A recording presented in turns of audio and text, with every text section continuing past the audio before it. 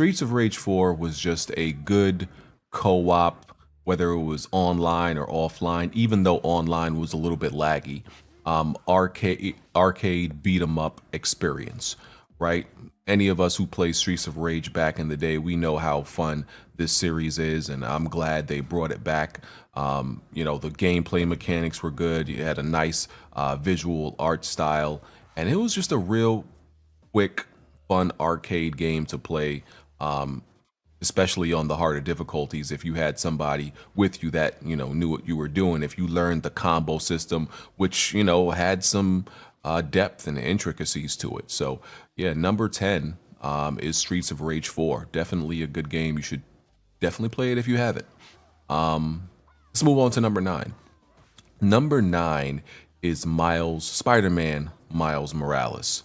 So some of you may be wondering why Miles Morales is at number 9 and not at one of the better spots. And it's not that it wasn't like a great game. I think everybody should definitely play it. The story did a great job at kind of laying the foundation for who Miles Morales is as a character for those who may not be familiar with him. And it really established that he is very different from Peter Parker in his personality and with his powers when it came to the gameplay. So they did a good job at differentiating the gameplay when you play as Miles from when you play as Peter in both the story and the gameplay mechanics as well. And they just improved upon the visuals, of course, through the power of the PS5. So I would say it's an improvement in every way. I do think the Spider-Man, the original 2018 Spider-Man story is a little bit better, simply because it's a longer game, so they were able to like flesh it out a little bit more. This is a shorter story. It's meant to be compact and everything like that. But the only reason it's number 9 and not at a better spot is just simply because it's still, you can consider it an expansion of Spider-Man. Like I said, even though they did a good job at differentiating the gameplay and altering it and changing it up, it's still, essentially Spider-Man, which we experienced 2 years ago, which ain't nothing wrong with that, but it's not necessarily something that feels that new or that different, which, I'm not knocking. But once again, there are games on my list that are, I would say, newer or fresher experiences. So Miles Morales is number 9. Number 8 is Resident Evil 3 Remake. Now, let's just say right off the bat that, of course, Resident Evil 2 was the overall better remake, right? I mean, the original Resident Evil 2 was better than the original Resident Evil 3. So that should be expected, but I think people didn't expect as much as I guess you can consider it quote unquote a fall off from Resident Evil 2 to 3. And I think the fall off was mainly with the story. And because I believe they did cut some story beats and as far as like the gameplay mechanics and I think they felt like, I mean, it wasn't that we felt Nemesis was a little bit more scripted and less intimidating than we hoped he would be. So that was pretty, unfortunate. But overall, the game was just really fun, right? I agree that Resident Evil 2 was a better overall game, but Resident Evil 3, I would argue with you that it's actually a more fun game than 2, right? And those are two different categories. One could be the better game, but one game could be, a little bit more fun. And I felt Resident Evil 3 was fun. It was fun playing as Jill with her weapons, and then also Carlos sometimes. And the game is more action than Resident Evil 2, obviously. Every Resident Evil game kind of moved in the action direction with every iteration. So that's obviously what Resident Evil 3 did. So it's a little bit more action. I like a good balance. I like 50-50. Right. I like when a horror survival game is 50-50 action and 50-50 horror. It's kind of like a hard equilibrium to get to. In my opinion, one of the games that does it perfectly is like Dead Space 2. To me, that's one of the greatest games, greatest horror survival games ever made. I think that's the perfect balance. But I mean, the game looked great with the RE engine. Like I said, they kind of you can argue that they messed up with the story just a little bit. Remakes are supposed to kind of flesh out and expand the story a little bit. You can argue that they cut stuff from the story, but the gameplay was just real fun. The combat was fun with the new mechanics, and yeah, it's just something that I thoroughly enjoyed. So Resident Evil 3 is number 8. Number 7 is Gears Tactics. So anybody who knows me knows I'm a huge fan of these type of RTS games, essentially XCOM, and there's a lot of games that are very similar to XCOM where they just take an IP like Gears, for example, and make it into an XCOM game. But it's not just a clone. Of course, they add their own gameplay fundamentals and abilities and perks and mechanics and all that stuff to make it unique and not just make it an actual XCOM clone. Because Gears Tactics plays very different from an XCOM game or any other game in this RTS genre, right? So that's what's always so fun about getting games in this genre is I know I'm going to enjoy it, but I know it's also going to be different. And what really surprised me about Gears Tactics is how good the story is. I don't think people are actually talking enough about that because probably there's not like I guess a lot of console people who are very much into these type of RTS games. So Gears Tactics isn't getting the attention that it actually should. I mean, the game focuses on the main character, Gabe Diaz, and not to spoil anything, but if you recognize the last name Diaz, then you know who he is. And this takes place prior to the original Gears of War. So it's a Gears of War prequel. So it adds to the Gears of War universe and the lore. And that's what I really liked about it, right? Because one thing that I always say that people don't give Gears of War credit for is even though the continuing narrative with the sequels and the continuing story, I feel like they might have faltered a little bit. The lore and how they expand the universe is like almost unmatched. Like it's just they just did a great job at fleshing out the huge universe and the lore and the history of the Gears of War events. So I'm just happy that Gears Tactics expanded upon that. And the visuals, are real good. Even for an RTS game, there's close-ups and in-game cutscenes that really show off the visuals. Like I said, the story's good, and I just love that gameplay. That they really took like the Gears of War heart and soul and just made it into an RTS. So I put 100 hours into this game. That's how much I loved it. So yeah, Gears Tactics is number 7 for me. By the way, I also platinum Miles Morales because I, did like it that much also. Number 6. Number 6 is Ghost of Tsushima.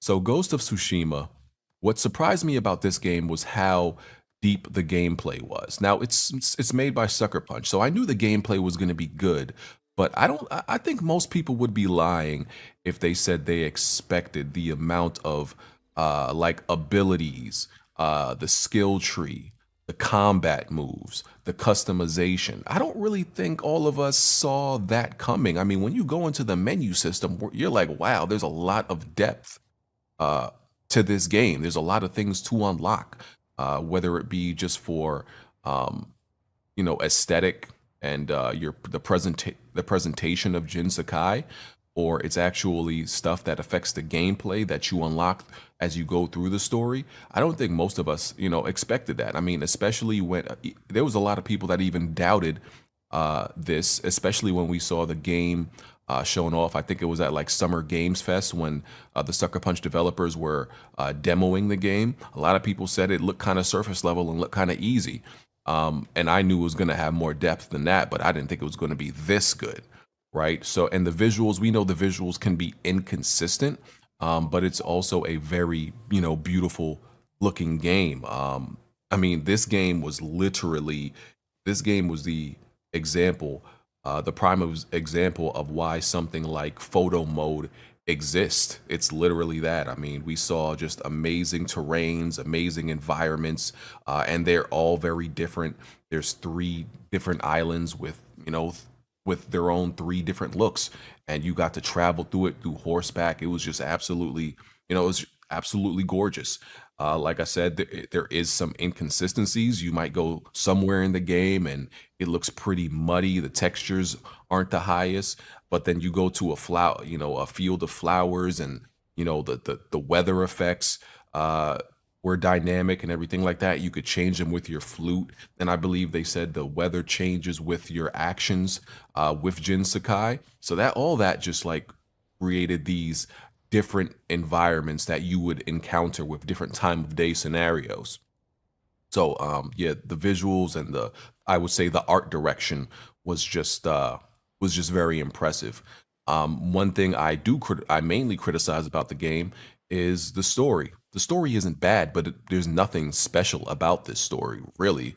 And I think people hype the story a little bit more than they should have, due to for certain reasons that I'm not going to get into right now. But they definitely hype the story up a little bit more than it is. The story is very basic and straightforward, and kind of surface level. What you see is what you get. It's not more intricate than that, which not necessarily anything wrong with, but there could have been more there. They definitely to us told the story that they wanted to tell. They accomplished that very well. They got the point across. And the actor of Jin Sakai displayed him, I guess, how a samurai or former samurai, I guess, should be displayed. So overall, it's a great game. Definitely a great game, especially gameplay and visuals. There's not many games that do what Ghost of Tsushima does visually, and for people who got to play it for the first time on PS5, then they got the real treat, especially to play at 60 frames. Because unfortunately, I had to play. We those of us who played it at launch played it at 30. And I haven't even booted that game up at 60. I haven't booted it up on PS5 at all because I already platinumed it. Once again, another game I really liked. So yeah, people who waited and played on PS5 got the real treat. So now for the next game. So number five. Number five is Rogue Company. So this is a game made by Hi-Rez Studios, a multiplayer third-person shooter. So those of you who know me, once again, know that I'm mainly a multiplayer guy, right? But I feel like I've been deprived of multiplayer experiences that I like for the last, honestly, feels like 10 years.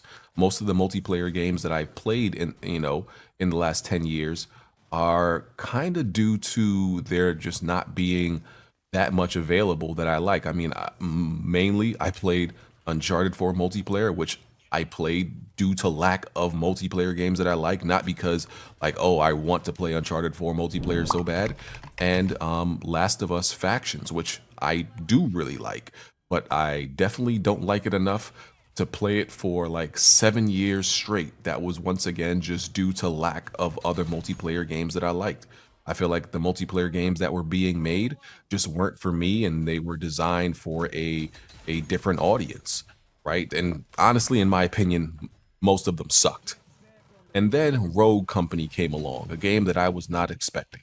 And I put 400 hours into this game, into this multiplayer game, since I started playing in the summer. I absolutely adore this game. I play it on PC. Like I said, I have 400 hours. I play it every single day. There's not a game, there's not a day that passes that I do not play Rogue Company. And you could ask anybody, in that sees me. I think my Discord status displays it. They see me on Epic, on the Epic browser. They know I'm playing it all the time. It's just a great multiplayer game that I feel focuses on individual player skill, but also it's very team oriented with the different modes and the different maps. And one of my issues with a lot of multiplayer games now is they're too ability focused. Like abilities seem to have become like a like almost just too much of a focus, and people lean on it too much. It became a crutch and the centerpiece for multiplayer gaming, when I feel like the ability should always be secondary to player skill and your actual aim. Like, hey, can you aim? Is your aim good? That's what should really determine if you're good at this game or not. And I feel like a lot of games, lack that. It's always like these other gimmicks and these other crutches. And Rogue Company is at the core. If your aim sucks, you're not going to be good. If you can't think fast and move fast and react fast, yeah, you're not going to be good. And that's what I love about this game is it focuses on all the things that I like in a multiplayer game. So yeah, I got nothing but good things to say about this game, and Hi-Rez Studios continues to support it. They're always dropping updates, and whether it be for the gameplay or for the aesthetics and everything like that, they're always dropping and supporting it. And the devs are very vocal on Twitter, so I absolutely adore this game. I absolutely love it. So it's number 5 for me. Number 4 is Ori and the Will of the Wisp. This game has some of the best platforming and some of the best level design I have ever played in any game. Ori and the Will of the Wisp just doesn't get enough, attention, and people don't talk about it enough, in my opinion, for what it is. It's, a living, breathing, water painting. The story is, I'll say, touching and charming. And yeah, the gameplay, they really improved like the combat, because in the Blind Forest, that you can argue there wasn't really much combat, but they've really improved in the combat dimension of this game, and it's just really good. Like the just I can't, like, it's really something you have to experience, like especially when you get further into the game. The level design and the intricacy of it, and the well thought out obstacles are just, it's phenomenal. It's absolutely phenomenal. Number 3 is Demon Souls. Everybody knows I love my Souls game. I've beaten like almost every Souls game there is, with the exception of a few, because there's a whole bunch of Souls inspired games, but I've beaten most of them because I just love the format of Souls games so much. I love what they are and the point of them, right? And I love challenging games. Y'all know I play most of my games on the hardest difficulty, because if I don't have a challenge in video games, then I don't feel like it's fun if I don't have a challenge, right? So I need like a real like challenge, or it's just not enjoyable to me. And I beat Demon Souls 5 times. I know that game like the back of my hand. I platinumed it. I think I beat the game at least, I think after I beat it the first 2 times, there was a time where I beat the game again in 1 day. Like, I literally have memorized that game like every step of the way. I can beat it in one day like it's nothing. So yeah, I mean that should tell you everything I feel about that game and why it's number 3. I mean, of course, Blue Point, the way they remade they're the masters of their craft when it comes to that.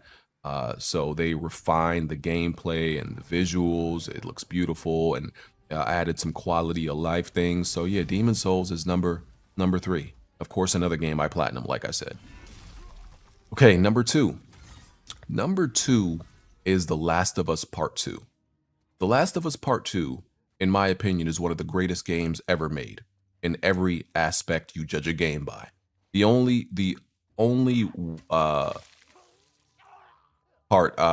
way I criticize this game is pacing. I do believe the pacing is a bit off, and I think that's something that Naughty Dog, struggles at with a lot of their games any game that Naughty Dog has done that's like over, I guess, 10 hours, which isn't necessarily a lot of their games right now. That's something that they've just recently ventured into. But any one of their games that's like 10 hours or over, they just seem to struggle at pacing. But Last of Us Part 2 is just a phenomenal game, and one of the best games ever made, in my opinion, in every single way. I mean, the gameplay, I don't see how anybody could argue or debate the just that gameplay, the combat. The stealth could use a little bit more improvements. I guess you could say they definitely could have added the ability to, for example, move bodies, right? But I think the stealth is great. The combat is amazing. Just the gameplay mechanics, everything feels so tight and refined. I've said it before, Naughty Dog doesn't do everything in their games. They don't do everything, but the things that they choose to do, they decide to do them the best. We may not have all the features that all these other games are going to have, but we are going to make sure the features that we do choose to put in our game, it's going to be the best in our game. It's going to work the best in our game, right? I've beaten this game I think 4 times. I've platinumed it. I've literally studied and read every note collectible to analyze the story, because yes, one of the biggest criticisms of this game is the story. I mean, mostly from a lot of people who haven't even actually played it, but I digress. And trust me, I've analyzed every part of this story to see if there are any major flaws, and I don't believe there is. Not that doesn't mean it's perfect. It doesn't mean it's perfect. That just means that what they do right vastly surpasses any type of minor flaws. And yeah, this is, and like I said, in my opinion, this is just one of the greatest games ever made. That gameplay is just almost flawless. It's just so good. And I'm somebody, let me just say, and this pertains to Demon Souls and The Last of Us. I'm not somebody who typically likes to play games over and over again. Once I beat a game, I'm typically done with it. Like, because it's usually not fun to me the second time around, because it's an experience I already had. The Last of Us Part 2, I beat that game 3 times, and I beat it on when they released the new content for permadeath. I did permadeath chapter, which is where if you die, they reset the chapter. I beat it on that. That's not something I would typically do for a game if I don't like it. I love the game that much that I did all of that for it. And keep in mind, this is coming from someone who did not like the original Last of Us campaign that much. I was in 2013, I picked Tomb Raider for my game of the year over The Last of Us. I was and I was they were trying to hang me for it when I said, Last of Us, the original Last of Us wasn't that great of a game. The story was okay. The gameplay was worse. Even for its time, the visuals weren't up to par.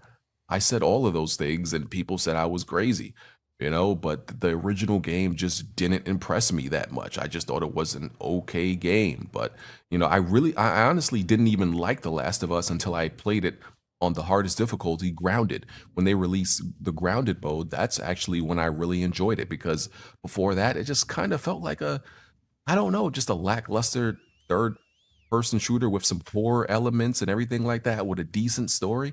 Yeah, the original Last of Us didn't impress me. It didn't.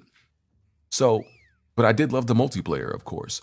But all the criticisms I had from the original Last of Us, they fixed it in The Last of Us Part 2. Everything I wanted Part 2 to be is what I got. And that's why I really feel like it's one of the best games ever made. And I think history will look back kindly on The Last of Us Part 2. I don't care about all this, what people say and user reviews and, the controversy and all that stuff. History will look back very positively on this game. And I don't care what you say about the story. You can't play that game and tell me that gameplay ain't amazing. So and them visuals ain't amazing. But people who want to dislike that game, the only way they can actually fuel their argument is to pretend like only the story exists and the gameplay and the visuals don't. But let me move on to number 1.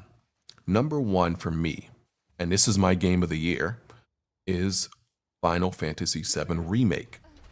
Y'all know I'm a huge Final Fantasy VII fan. The original is one of my favorite games ever, of all time. So this shouldn't be a surprise. I like the way and yes, this is 1/4 of a game. Doesn't matter to me. I don't see how that matters. A lot of people like to make this argument that it's not